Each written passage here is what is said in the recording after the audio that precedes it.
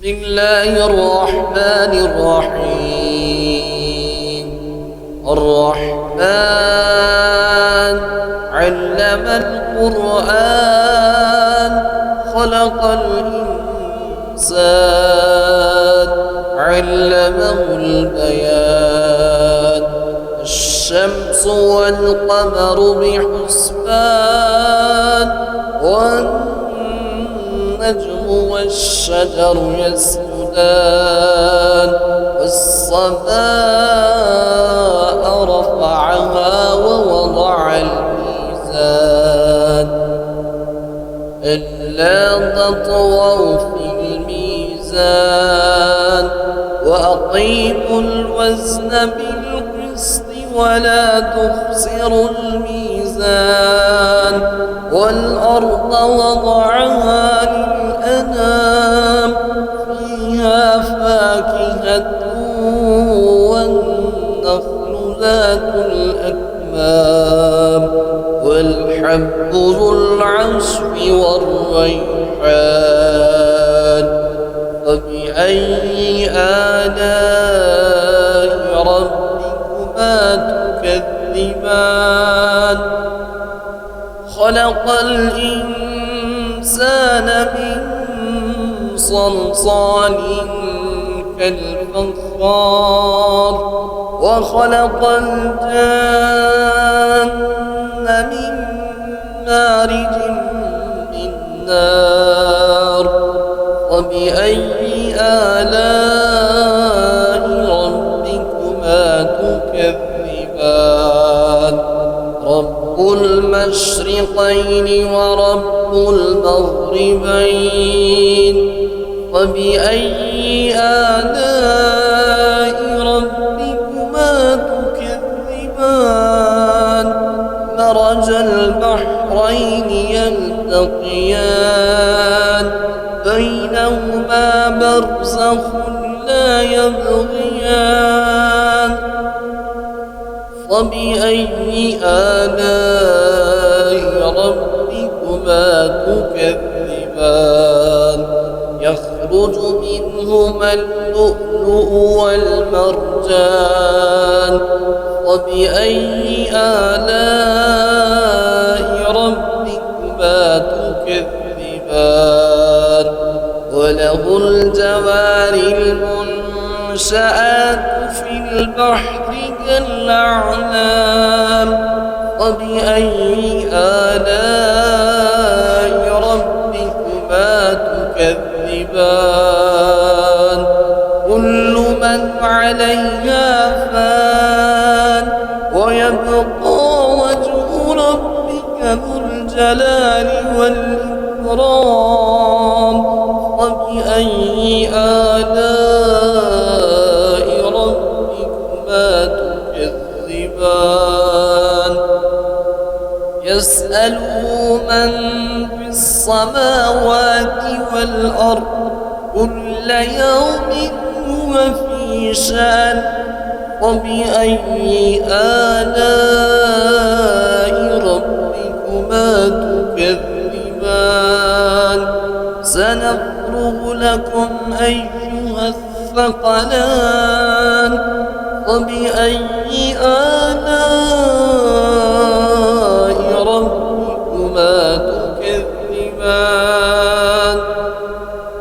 يا معشر الجن والإنس إن استطعتم أن تنفذوا من أقدار السماوات والأرض فانفذوا لا تنفذون إلا بسلطان. فبأي آلاء ربكما تكذبان؟ يرسل عليكما شواظ من نار ونحاس فلا تنتصران. وبأي آلاء ربكما تكذبان؟ فإذا انشق وانشقت السماء فكانت وردة كالدهان فبأي آلاء ربكما تكذبان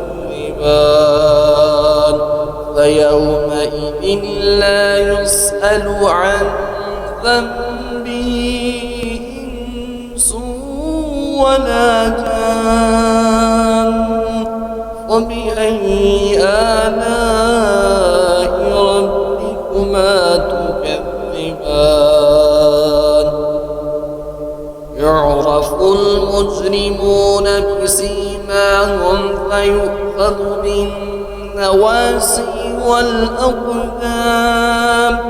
فبأي آلاء ربكما تكذبان هذه جهنم التي يكذب بها المجرمون يطوفون بينها وبين حميم آن فبأي آلاء ربكما تكذبان ولمن خاف مقام ربه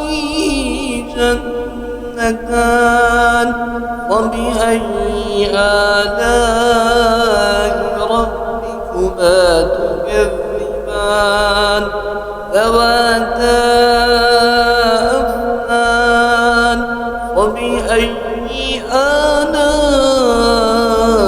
ربكما تكذبان فيهما عينان تجريان فبأي آلاء ربكما تكذبان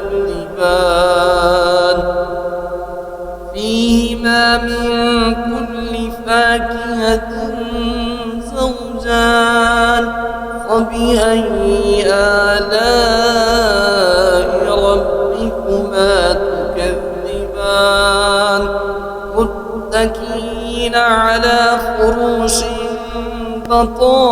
بطائنها من استبرق وجنى الجنتين دان فبأي آلاء ربكما تكذبان فيهن قاصرات الطرف لم يطمثهن إنس قبلهم ولا جان فبأي آلاء ربكما تكذبان كأنهن الياقوت والمرجان فبأي آلاء ربكما تكذبان هل جزاء الإحسان إلا الإحسان فبأي آلاء ربكما تكذبان ومن دونهما جنتان فبأي آلاء ربكما تكذبان